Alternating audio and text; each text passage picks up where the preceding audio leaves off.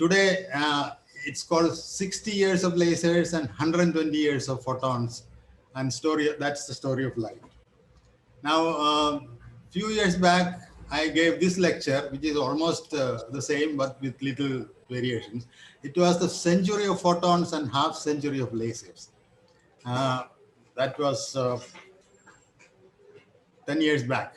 And in between, we had 100 years of stimulated emission, and that happens to be a talk in between. So you can see that the content of the talk has evolved over the last 10 years or so.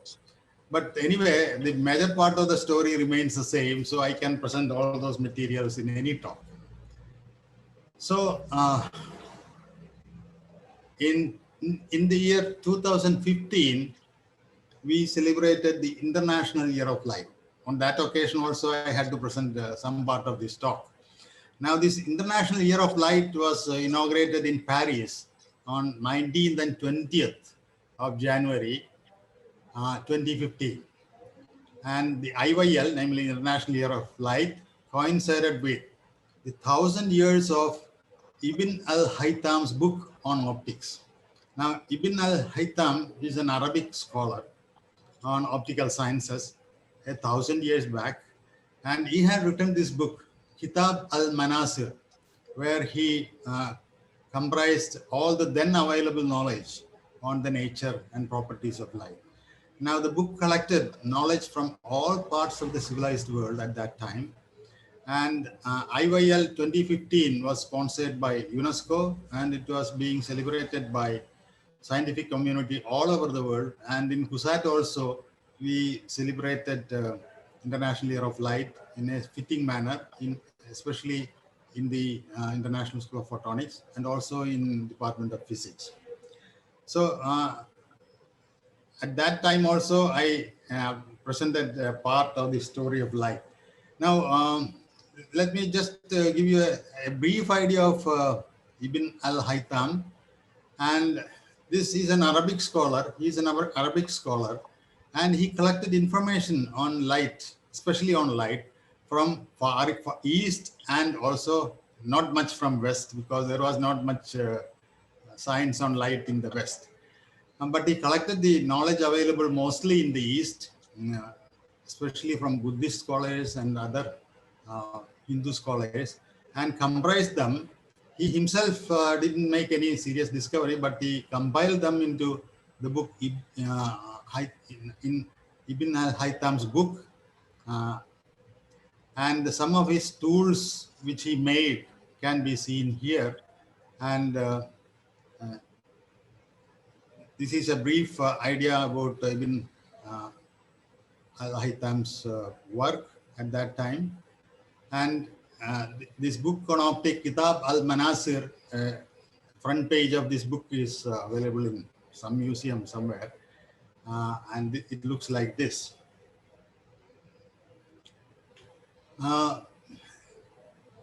In this talk, what I would like to present mostly are the points which I have noted here. As you know, light is the most astonishing of natural phenomena. And I'll give you some early ideas on light and the Indian contributions during the Vedic period. And then I'll discuss the modern period from Newton and followers, and then the Maxwell's grand synthesis through electromagnetic waves, and then talk a bit about Planck, Einstein, and century of photons. Okay. Of course, including the laser revolution. Now, in ancient India, in the East especially, the Buddhist and Tibetan scholars have enormous amount of information on light. And it is said that the Muni Bharadwaj had written a book called Yandra Samhita, which contained 32 chapters. Most of the chapters are lost. Some chapters are now available. A few are available in the Bhandarkar Library in Pune. And part of it is called Prakasha Samhita also. There is a Vimana Samhita, and that is available in National Aeronautical Laboratory, part of it. So few parts are available here and there. Now here I will show you one example of our ancient knowledge on the nature of light. This is a shloka by Vadeshwar in 8th century AD, several hundred years before Newton and Michelson and so on. Now it says Yojana Sahasre Dveshade Dveja Yojana Ekena Nimisharthena Kramanu Namastude. It's a hymn to the sun god. It says, Hey sun god, you send us, you continue to send us light at the rate of Ekena Sahasre Yojana Sahasre Dve, 2000 Shade Dve, 200 and 2. Dve Shade, Dve Yojane Ekena Nimisharthena. You continue to send us light at the rate of 2,202 yojanas in Ekena Nimisharthena, 1.5 nimisha. A nimisha is a blink of an eye. And if you try to calculate it, Ekena Nimisharthena is 1.5 blinks, which is one blink is 1/18th of a second, because that's the blink time taking into account the persistence of vision. So 1.5 blinks by 18 seconds, and one yojana is 7 miles, which is around 11 kilometers.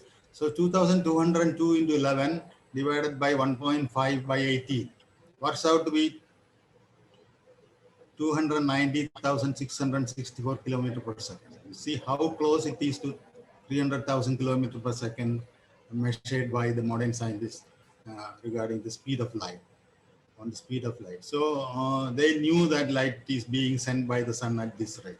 It's remarkable. Now let's talk about the light, various sources of light. Of course, sun is the biggest source of light that we see every day, and everything arises from sun. And it's said as it is said as the Kashyapeya Mahadvidi, which is the great glow in the sky, is the sun from which everything we get energy, light, and light and life. Light and life are inseparably bound together. So that's the greatest source of light. Then early lamps, ancient hunters had the animal grease and then animal fat they burned as a source of light. And then comes the candle and hurricane lamp. The present generation students might not have seen this. In our younger days, we had this hurricane lamp, because this lamp is stable even in big storm. And I think we should keep one hurricane lamp in in all science laboratories to show them that there was a thing like this. And then, of course, in the last years of 19th century came the electric bulb by Thomas Alva Edison. If you ask me what is the biggest invention of 19th century, I have no doubt in saying that it is Edison's electric lamp. The electric lamp gave 24 hours to mankind. Till that, we had less than 12 hours in a day. But with the electric lamp, civilization, the whole civilization changed. We have more than 24 hours in a day. Without electric lamp, what will be life like? So this filament incandescent electric lamp changed over to better nitrogen filled lamps, and then on to CFLs, the compact fluorescent lamps. And then, of course, the present generation LEDs, which I've shown an old piece of LED, but present LEDs are much more compact. So the lighting technology is evolving over the years, and especially from electric lamp to photonics lamps, which are light emitting diodes illuminating all our streets. I don't want to go into the advantages of different kinds of light sources, etc. It's all known to you. So we have almost 90% of electricity being converted into visible light in LEDs. Okay, now comes the period. For a very long time, there was not much information on the nature of light until Newton came. And Newton in 1704 published his book on optics. He talked about the nature of light, and of course he showed that light consists of 7 colors, and the prism was used to get uh, the 7 colors out of white light. And all these aspects are written in his book called Optics. The front page of Optics is this, the first edition of Optics by Isaac Newton. And one of the most momentous thing which he said was, I think light is a stream of tiny particles called corpuscles. So according to Newton, light consists of corpuscles or particles. Now he had his own arguments for that. And surprisingly, Newton's ring, which is the BSc students will be knowing, Newton's ring, which is an interference phenomenon, Newton tried to explain it on the basis of particle theory, which is very interesting. I don't want to go into the details of that anyway. The why he considered light as a particle, because if you put a barrier in a beam of light, then particles are blocked and there is a shadow. That was what Newton saw. So it must be some particles coming out of the source of light, and a barrier can stop these particles, and so a shadow is formed. These particles will be traveling, of course, in straight lines. But on a closer examination, many people like Huygens, Fresnel, and Young, they found that it's not exactly like that. If you put a barrier, then you find that the waves go into the shadows a little bit, and that phenomenon is what is called the diffraction phenomenon, or waves bend into shadows. So there is a chance that light consists of waves as well. And to prove that, Young had this famous double slit experiment. Even today, the double slit experiment is being repeated in many different versions. So Young showed that if you have 2 slits close by, and then if you put a screen on this side and illuminate it with the source of light, especially monochromatic light, then you find that there are dark and bright fringes. And that is because the light from these 2 holes, which are source 1 and source 2, they interfere, and they are waves, and they interfere, and then you get the dark and bright fringes. And that's the reason for these interference. It is called famous Young's double slit experiments, and it's called interference fringes. And of course, Fresnel and others showed that, Fraunhofer and Fresnel, they showed that if you look closely at a sharp edge and illuminate the edge with light and look into the shadows, you again find the dark and bright fringes. And this is just because of the phenomenon that the waves are bending, and these waves will again form interference fringes near the edge of the shadow. So Augustine in Fresnel called it diffraction of light, and according to these people, light should consist of waves. But there are a lot of difficulties for this concept, because people measured the velocity of light, and they found that it's very high, 300,000 kilometers per second. If light is something which travels at this speed, then the medium should be tougher than the toughest steel, and then it should have it should have a kind of a permeability, so that Earth and other planets can go around without getting obstructed. So it's this kind of medium was called ether, and the people thought about the existence of ether, and they tried to find it. And what happens when light propagates through this medium was clearly explained by this gentleman, James Clerk Maxwell, who lived between 1831 and 1879. And Maxwell was a Scottish gentleman, and he took his first degree from Edinburgh, and then later moved on to London and to Cambridge, where he also worked, served in the faculty. And in 1864, James Clerk Maxwell said that light consists of electromagnetic waves. Light consists of waves in electric field and magnetic field.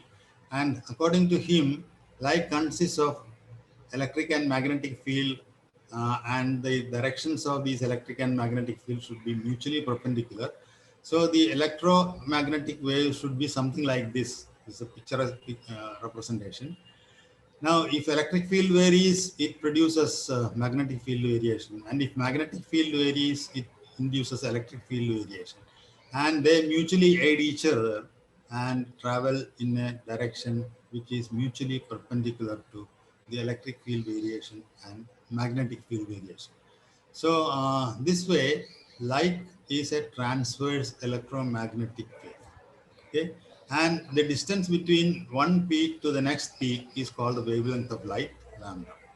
Now, by this proposition, James Clerk Maxwell achieved one of the greatest syntheses in the field of science. Now, he said all kinds of phenomena like heat, light, radiation, everything consists of electromagnetic variation, electromagnetic fields, electromagnetic waves, and the only difference is the difference in their wavelength. So if you look at this, and if you arrange this wavelength in ascending or descending order, you get what is called the electromagnetic spectrum. And in the electromagnetic spectrum, the wavelengths can vary from several kilometers down to something like 10 raised to minus 12, minus 13, minus 15 centimeters.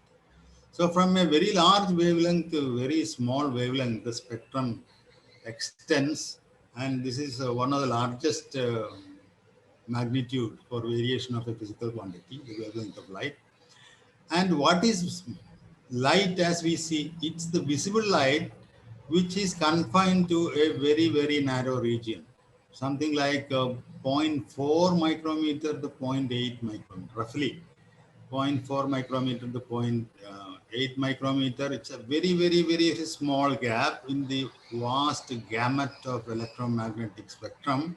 And in the longer wavelength, then 0.8 micrometer is red, and in the shorter wavelength, 0.4 micrometer is blue. And that's an extremely narrow region in the whole electromagnetic spectrum, and that is the window through which we see the whole world. And that's remarkable. And if you look at the world through this small slit of wavelength, are you sure that you are going to see the whole world? Absolutely no. You just cannot get any idea of the visible universe if you look at the world through this narrow spectrum. And that's what we are all experiencing. We look at the world through such narrow slit and then interpret the world, and then we start fighting each other. Well, everything is dependent on the wavelength. I used to joke this, I say a joke. If you put Aishwarya Rai in ultraviolet light, she will look like a ghost. It's quite true, because Aishwarya Rai under ultraviolet light will start luminescing, and she will look like a ghost. So where is beauty? Beauty is not only skin deep, it is also wavelength deep. That point the scientists understand very clearly. Okay. So then came another very interesting effect. So what I want to tell here is that Maxwell achieved a huge synthesis of heat, light, X-rays, gamma rays, microwaves, infrared, everything. Everything was arranged in this electromagnetic spectrum. And you have beyond the longer wavelength, you have infrared. Beyond the blue, you have ultraviolet, and then you have X-rays and gamma rays on this side. Here you have infrared, microwaves, and all our telecommunications are with microwaves, and then radio waves, short wave, long wave, kilometer wave, long wave, etc., etc. So this is a remarkable synthesis. All these come under electromagnetic spectrum. Okay, then comes another, I have to cut short. You see, in my abstract, I gave a few things, and if I want to discuss all those things which I showed in the abstract, it should be a 2-year course. So there is no chance that I am going to talk about all of this, those things in this 1 hour lecture or so. So this is another very remarkable thing. Somewhere around 1998, people started notice. So sorry, 1898, people noticed that if light comes and hits a metal surface under vacuum, then electrons are ejected from them. So if you consider light as electromagnetic wave, and if you illuminate a metal surface with electromagnetic waves of visible light, there is no chance that electron should come out of it, because the energy of electromagnetic waves is not that much to take an electron out of a metal. So how come these electrons are ejected from metal surface? And the first at that time, that was the period of 1900 or so, Max Planck came up with a very revolutionary idea that radiation takes place in small packets. And he called it packets of energy as quantum. So the origin of quantum theory happens in 1900. And the proponent of the quantum theory was Max Planck. And according to Planck, uh, a light source or a source of radiation, the so-called black body, should consist of a large number of elementary radiators. And all these elementary radiators, all those elementary emitters should be giving out packets of energy. And then according to that, he calculated the distribution of energy of emission from a black body, and it agrees with the experiment. So there was experimental confirmation of quantum theory uh, by measurement of distribution of energy in emission from a black body. So the idea of packets of energy was there, or the idea of quantum came in 1900. So in 1905, it was Albert Einstein who really made use of this idea and explained the, the phenomenon called photoelectric effect. And what Einstein said, that the incoming light actually consists of streams of particles, as Newton said, corpuscles.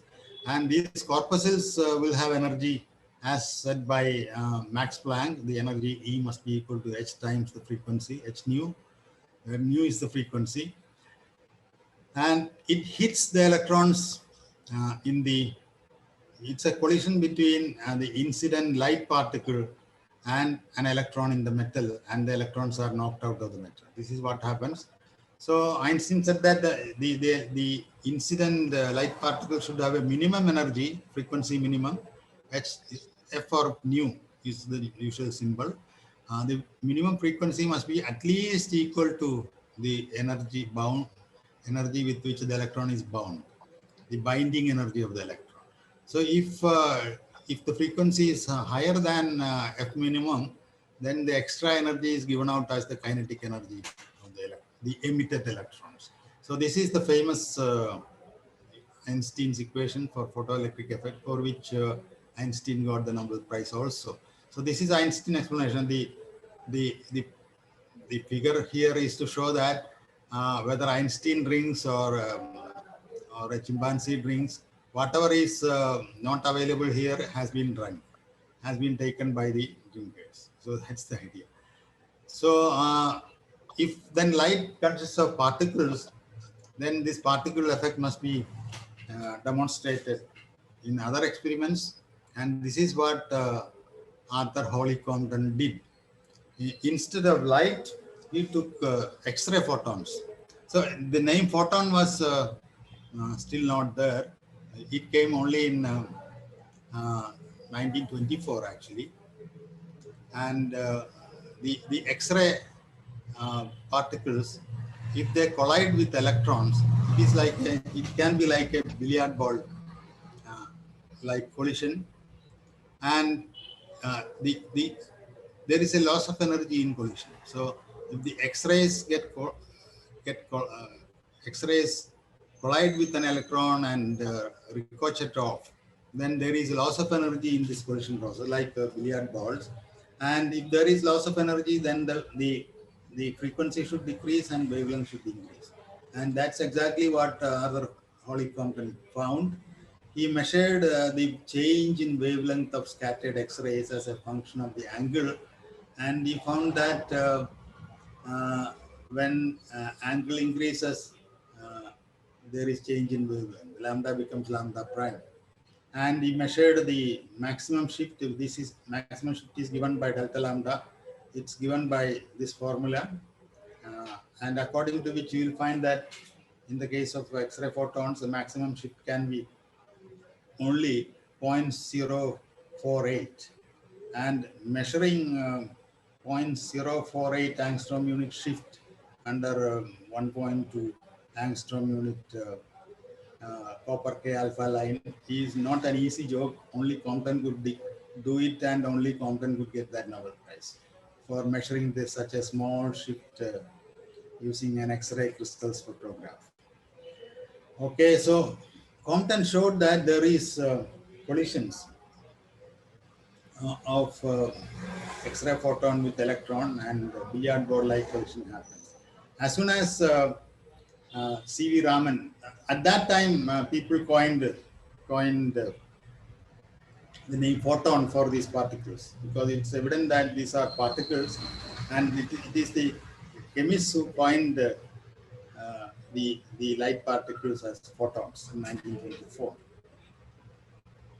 Now, as soon as our C.V. Raman, the Indian scientist, heard about this, Raman was convinced that if there is a change in wavelength of X-ray colliding with electron, there should be a change in wavelength if a light particle collides with a molecule. So this is what he did. He measured the scattered light and looked for any change in wavelength. And lo and behold, he confirmed the change in wavelength in 1928. And, it was actually, we celebrate February 28 as the day of Raman effect, and that's National Science Day. So if the light particle collides with a molecule, the molecule can simply scatter off like the Compton scattering without change in wavelength, and there will be no change in wavelength. Then that line is called the Rayleigh scattered line. And if the photon collides with the molecule and gains energy from the molecule, there is an exchange of energy from molecule to photon. In that case, you will find that the light has gained energy, it has shifted to blue side, higher energy side. On the other hand, if the photon gives energy to the molecule, then photon has lost energy and its energy has decreased, so it has shifted to red side. So that red shift is called Stokes lines, and the blue shift is called the anti-Stokes line, and the unshifted light is called the Rayleigh line. So actually, it's a collision phenomena with change in wavelength. It's a collision phenomena where exchange of energy takes place, and that's the famous Raman effect. I'm discussing this for students. I am sure Professor Babu Joseph and of course Dr. Jacob Thomas are physicists who are here. So for the sake of benefit, for the benefit of students, I am explaining this in a simplistic fashion. Of course, there is a great deal to Raman effect than this. Okay. Now comes another interesting event. People were studying the high energy photons, which are X-rays and gamma rays, and especially gamma rays were found in cosmic rays. And many people tried to understand the collision of these gamma rays with nuclei on Earth, especially lead nuclei. And people like Anderson, they found that if gamma rays get scattered off by a lead nucleus, then suddenly the gamma rays disappear and an electron and a positive electron, namely positron, it emerges. This pair emerges. Okay, so the photon has disappeared and an electron positron pair has emerged. Now, the condition is that the incident gamma ray should have energy more than 1 MeV, 1.01 MeV or so. So if it is just greater than 1 MeV, the gamma rays can give rise to electron-positron pairs. This phenomenon is called pair production, and this is one of the best example of energy coming out as matter. Okay, so the materialization of energy is clearly demonstrated in this experiment, in this pair production phenomena. So the gamma ray give rise to electron-positron pair, and it's the phenomenon of pair production, a clear example of materialization of energy. Now there is a reverse process also. If you have an electron and a positron colliding together, they merge, then a pair of gamma rays come out. Just not one gamma ray, but two gamma rays come out, and they fly off in the opposite direction. Both electron positron, this pair disappears, but two gamma rays emerge out. And this process is called positron annihilation. And this is a very important process because it is this positron annihilation process that is used in our scanners called PET scanners. It's called positron emission tomography. There are many laboratories now in Kerala, like Sri Chitra, AIIMS, Mula Institute, and so on, where PET scanners are used. Now, what they do is they inject a positron active radioactive material into the body of the patient, and it is preferentially absorbed in malignant cells of the patient. And in the malignant cell, this positron annihilation takes place. And if positron annihilation takes place, there's a clear signature that you get two gamma rays flying in opposite directions. So if you find two gamma rays flying in opposite directions with same energy, it's a clear signature that positron has been annihilated. So they do the body scan and put pairs of detectors around the body, and the pairs will detect the positrons. Pairs will detect the gamma rays synchronously, simultaneously, and then point out to the origin of these gamma rays, which must be a malignant cell. So using a PET scan, you can very accurately pinpoint the position of malignancy in the case of patients with cancer. So the PET scanners depend on the positron annihilation process, where gamma ray photons are used for the test scanning process. Now here comes another very interesting phenomenon. Now this is very interesting. Let me ask you this question. I have an electron, and if another electron comes near that, this electron is repelled by the first electron. Now, this question was first asked by Feynman, but let me ask the question again. How does this electron know that there is another electron nearby? You can simply say that there is a field, but that's a very simplistic explanation. What is a field? We don't know what is a field produced by the electron. Now we can, Feynman's explanation is something like this. You see, if you take an electron, this electron can emit a photon for a short time and then reabsorb that photon. Okay, that photon is called virtual photon. Now, the photon emitted by the electron cannot go to a large distance because it should come back to the original electron such that the delta E, the change in energy into delta T, the time from which you have borrowed this delta E from the electron, should be delta E into delta T should be of the order of h. If the photon is borrowing energy from the electron for a short time delta T, such that delta E, delta T is of the order of h, then you cannot discover it. This is uncertainty principle. The small amount of energy can be borrowed as a photon, and then you can give it back. So this is exactly happening between these two electrons. The first electron emits a photon for a short time, and then immediately this electron emits the photon back. Okay, so what happens? There is no change in net change in energy in both electrons. It's emitted and taken back. Okay, so delta E into delta T is of the order of h. But then there is another thing. This photon delta E, which is h nu, has a momentum. The momentum is h nu by c. So this electron is throwing a momentum to this electron, and this electron is throwing the momentum back. Now I will ask the students to imagine the following condition. Suppose there is a skating field, ice skating field, and there are two players. One player has a basketball. The first player throws the basketball to the second player, so he receives it. So when the first player throws the basketball, he moves backward because there is a recoil, and the second person who receives the basketball receives the momentum, so he also moves backward. So you can assume that these two electrons are like basketball. They are throwing the basketball. Instead of basketball, they are throwing the photons, and the photons are exchanging momentum between these two electrons. And if you exchange momentum between these two electrons, there is a force of repulsion. So this is the reason why electrons are repelling. It's because the virtual photons are being emitted and reabsorbed. And that's the explanation given by Feynman. And this picture is called Feynman diagram. Okay. So an exchange of momentum by virtual photons is the reason for the electromagnetic forces, especially the Coulomb forces. Now, this can be, you can also show that the repulsion is inversely proportional to the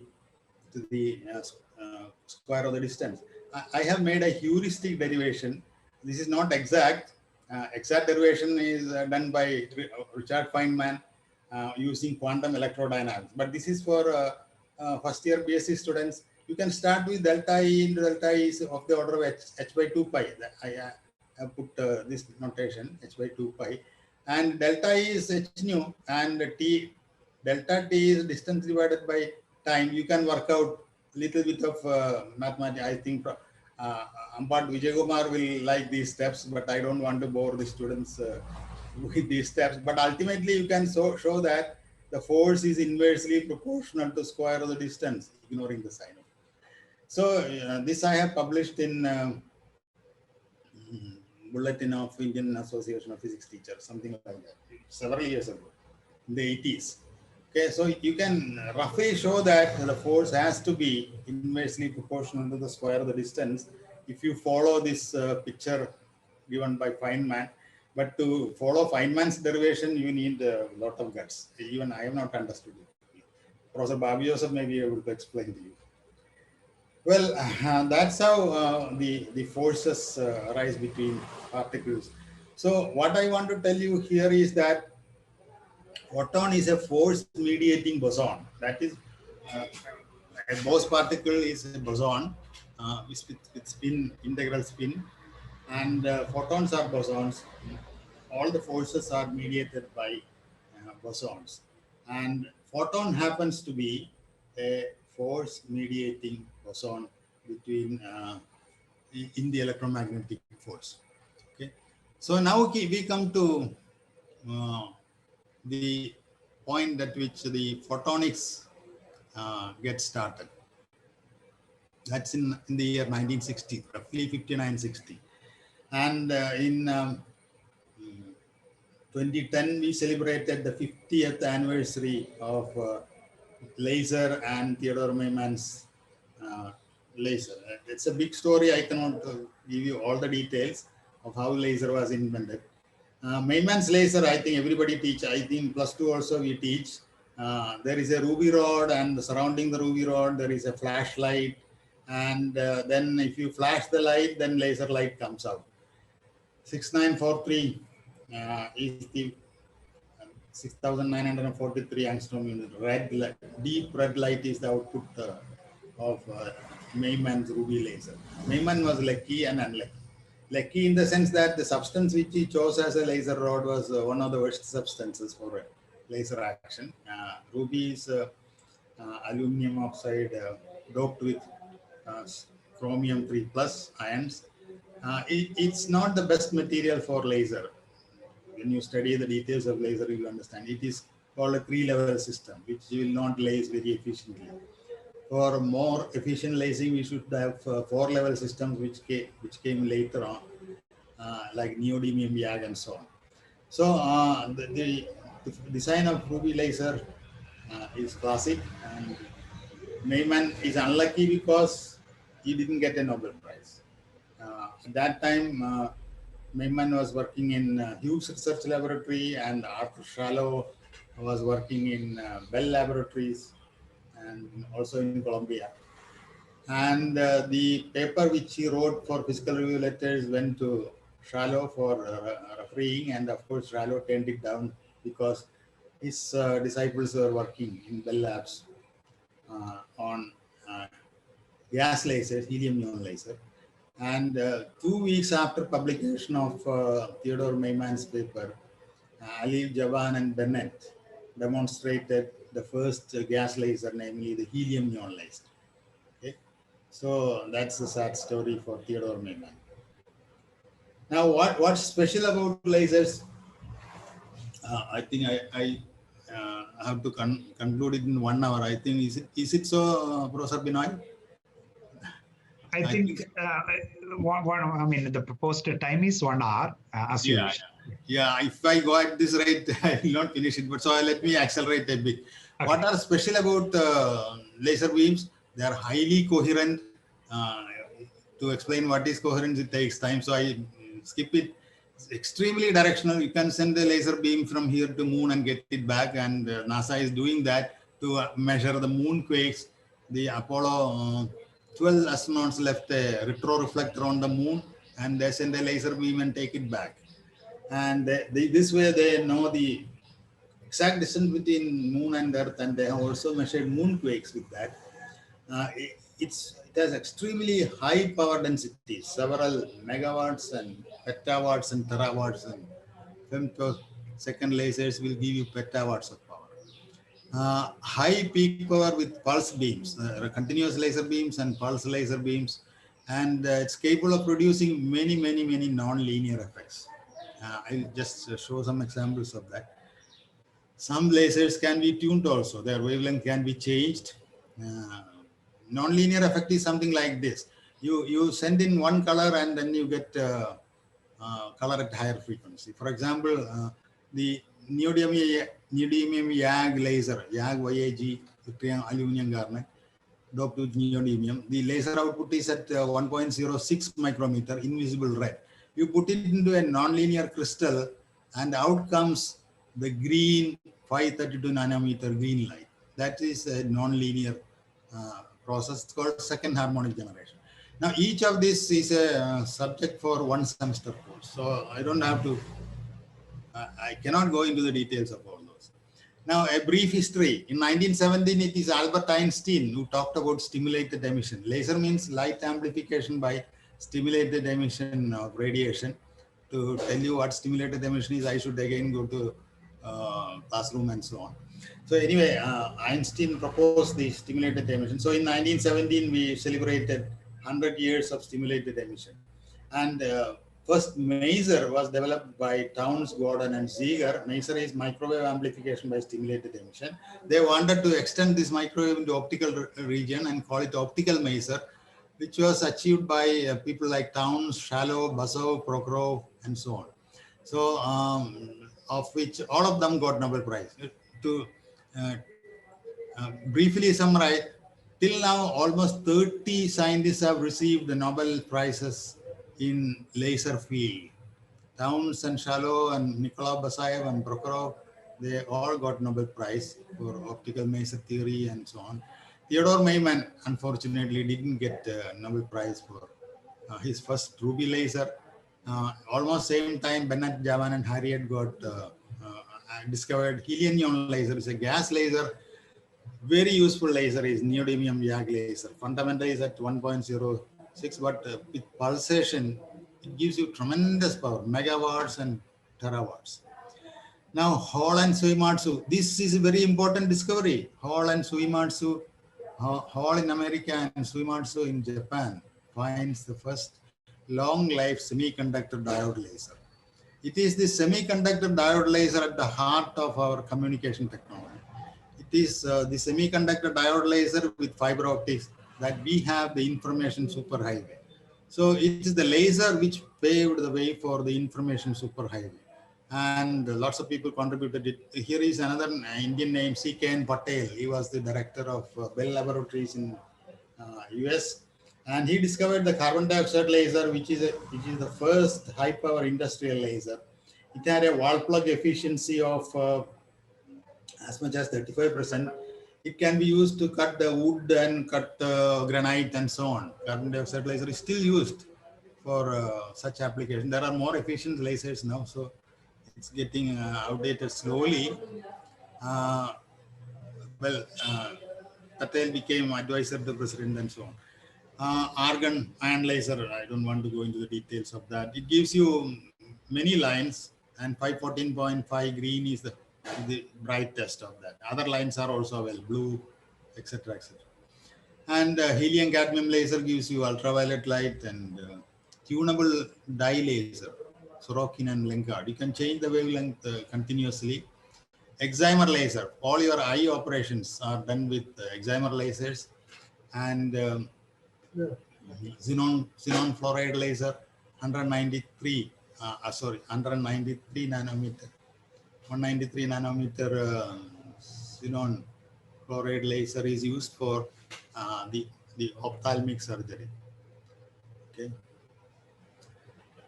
Free electron laser is not very popular. Alexander, etc. I will not go into it, except Michael Perry also got Nobel Prize for discovering femtosecond laser.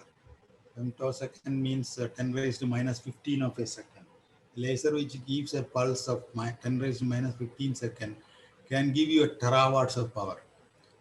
There is one femtosecond laser in International School of Laser Photonics, which gives you 60 femtosecond pulses, and several terawatts power is pumped out, and you can destroy all the molecules in its path.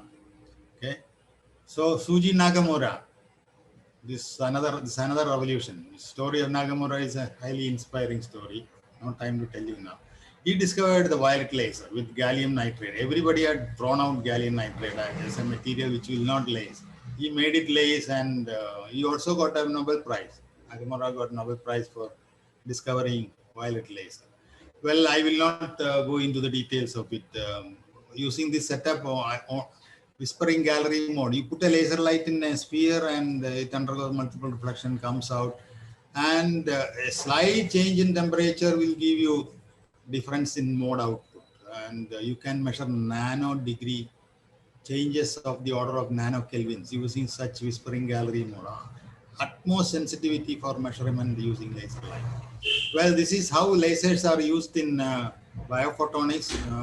Using the purple laser developed by St. Andrews University, they altered a gene and they put a marker fluorescent material into it, and this gene was introduced into an organism, and then the gene multiplied, and you can see that the organism multiplied, and you can see that the gene is still present.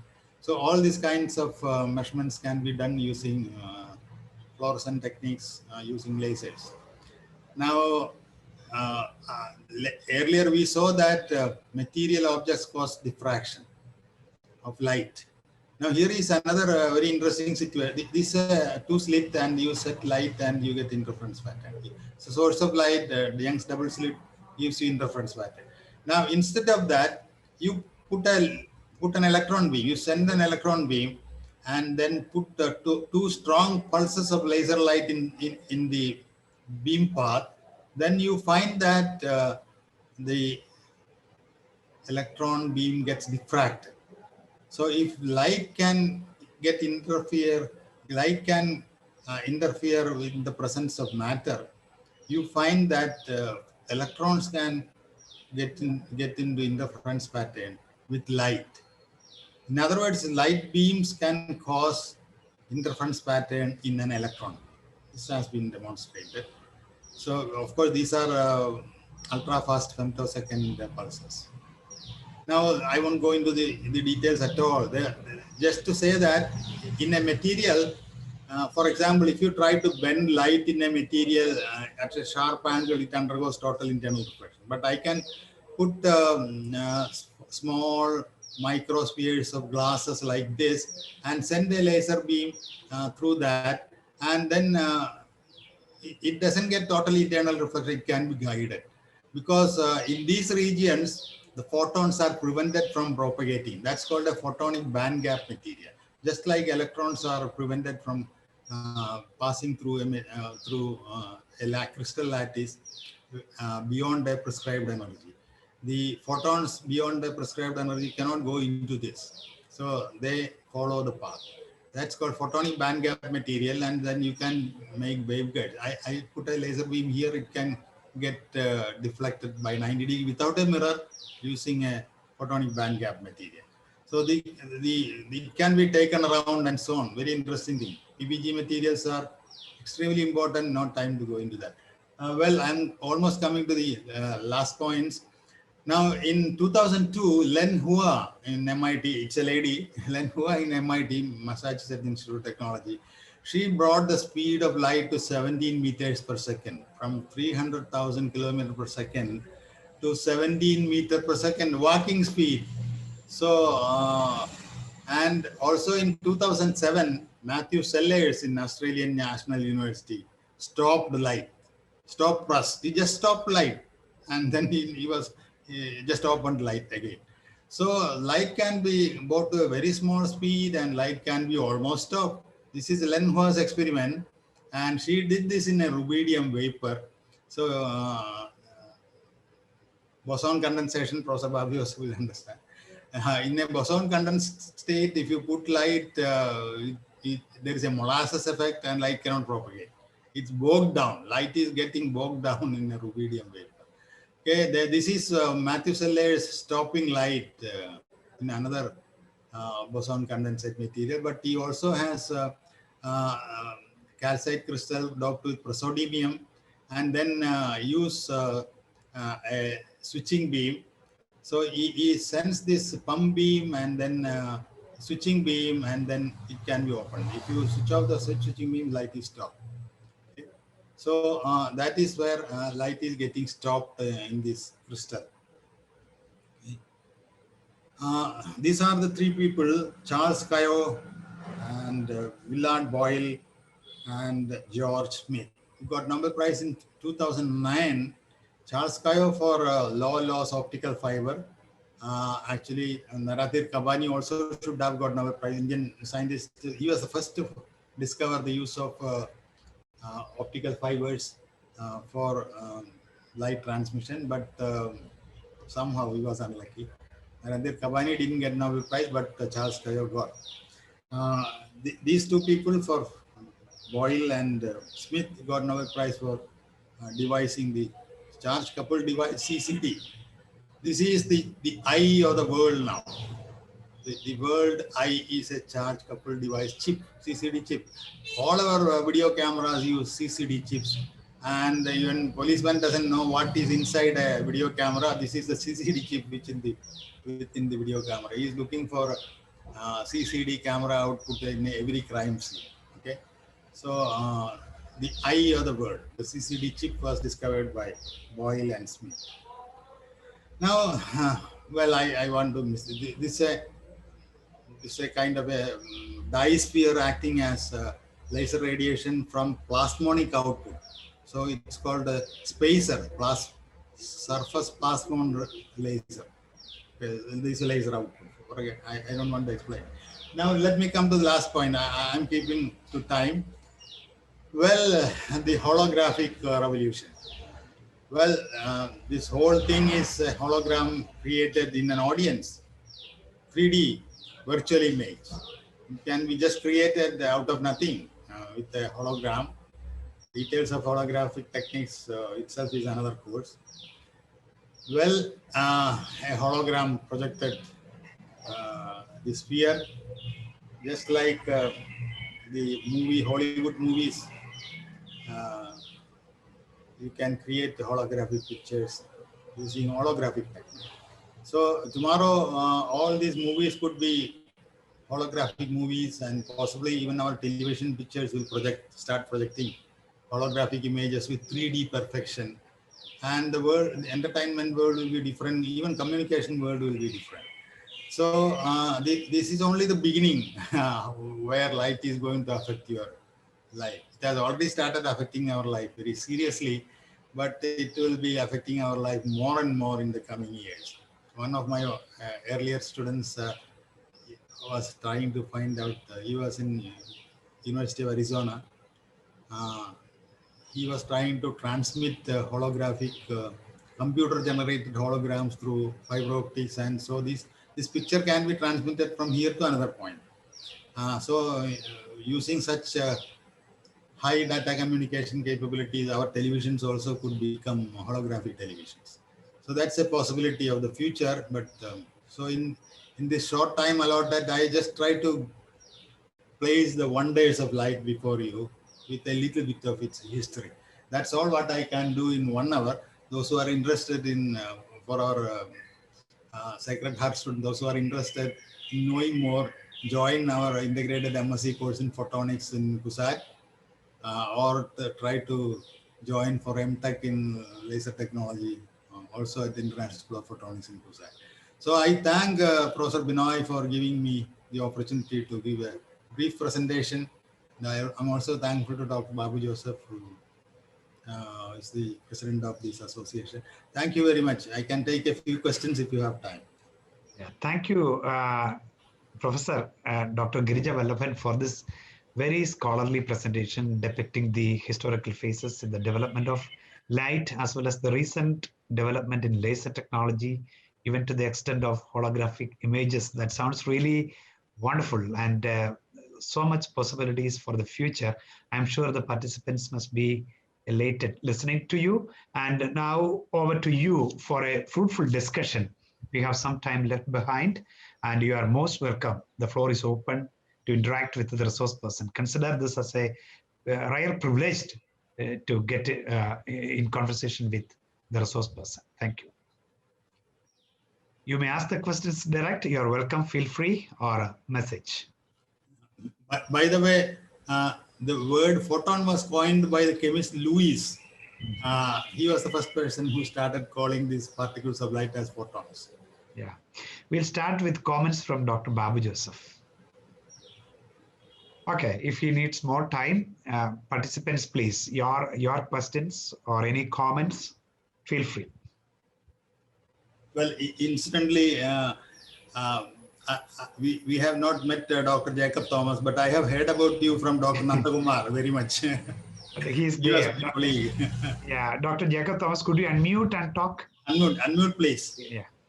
Yeah, thank you, Professor Girija Vallabhan. I also heard a lot from Nandakumar. We were together actually in the Indian Institute of Science, where I was pursuing a PhD, which I couldn't complete, and then completed.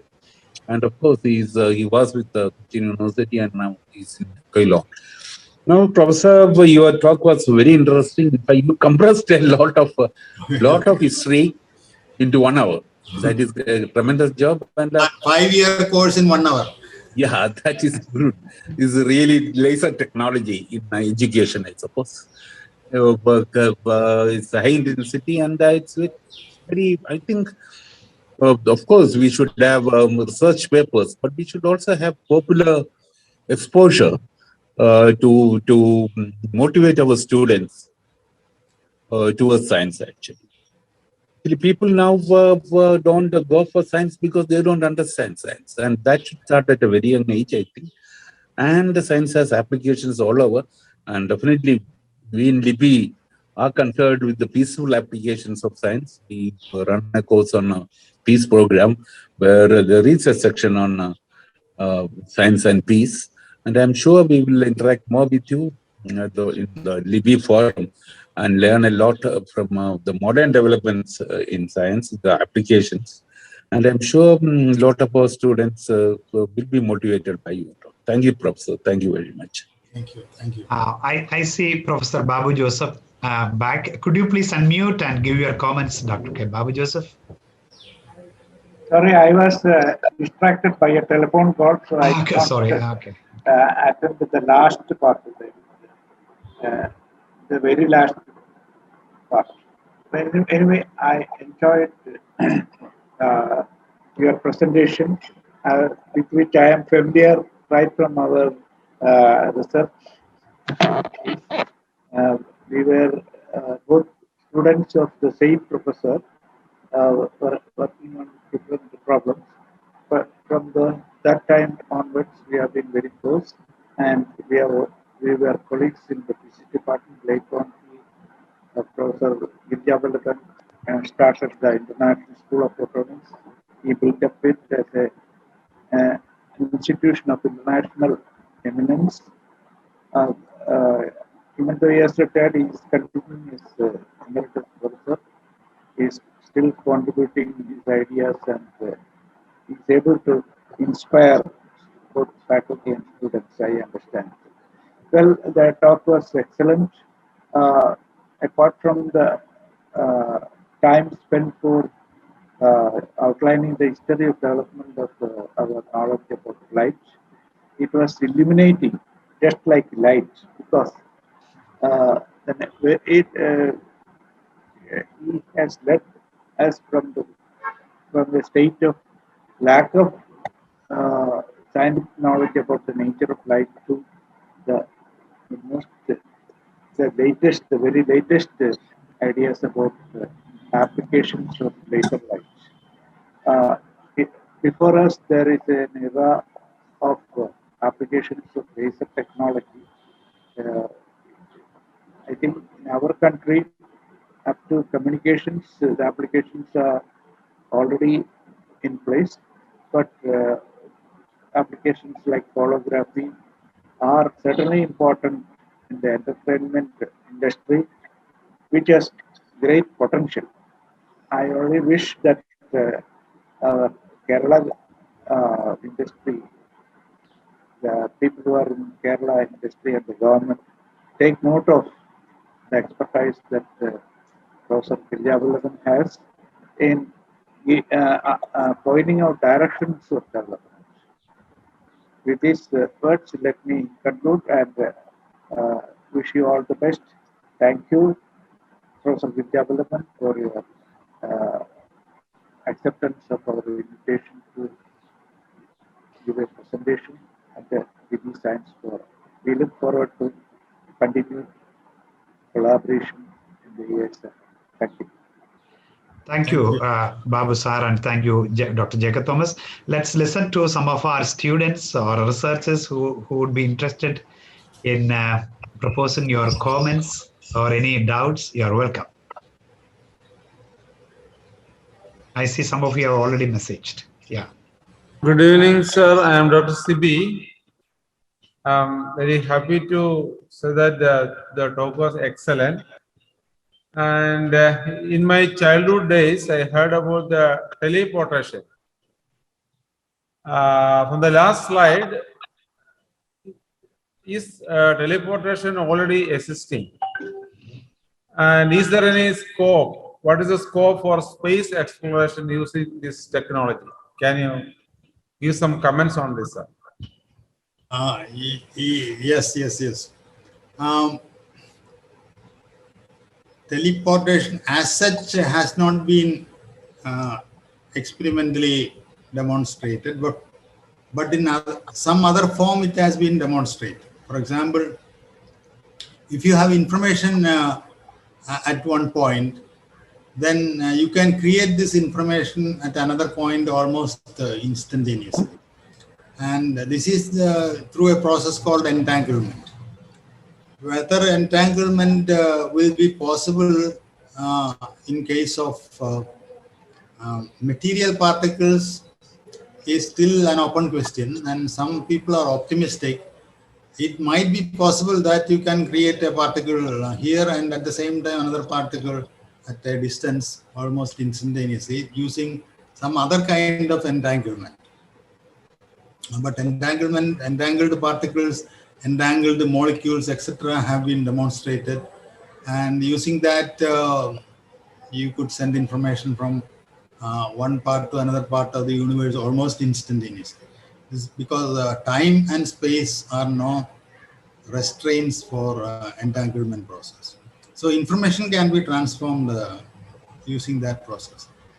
Possibly it is enough if you have enough information to generate human beings, because it's all information only.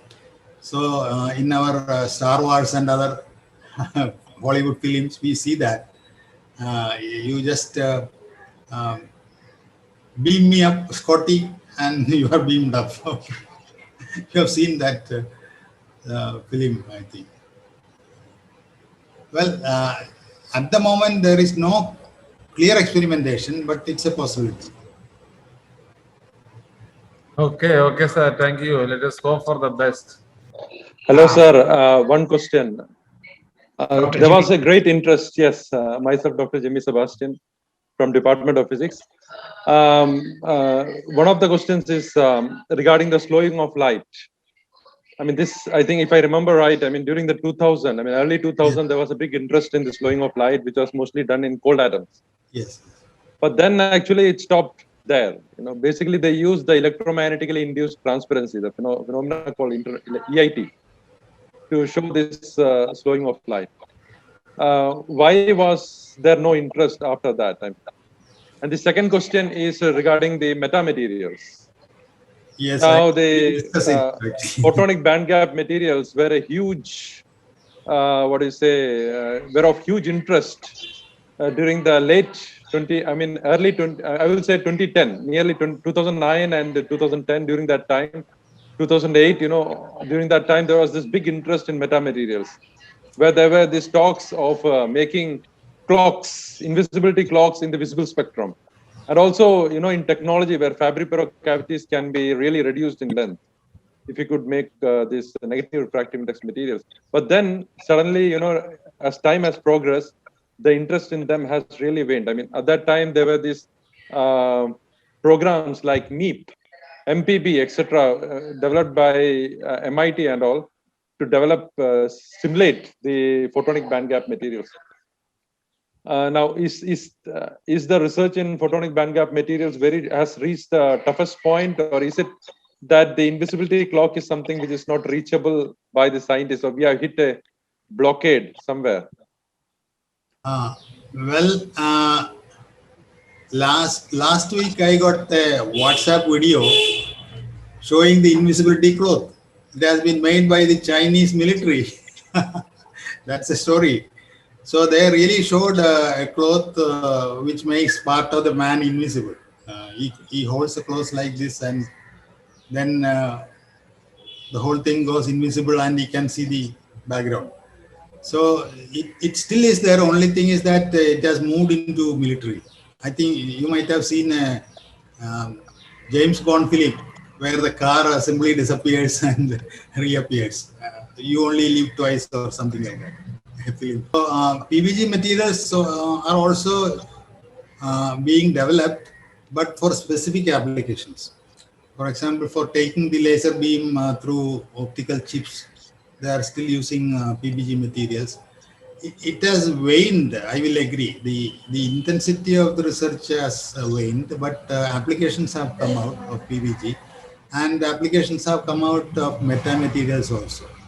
So now the interest is in using these metamaterials in specific applications. So partly you are right that the initial interest has waned because most of the important things have been discovered. Now the question is where to use it, and people are trying to use it. Metamaterials have been are being used especially in optical chips and in military applications. And this is true of PVG materials also. Some chips have been developed where you take the laser beam through intricate paths. I showed you one example where it is bent at 90 degrees and so on. So invisibility cloak is still on. People are developing the clothes. It is there. Okay. But military applications are more.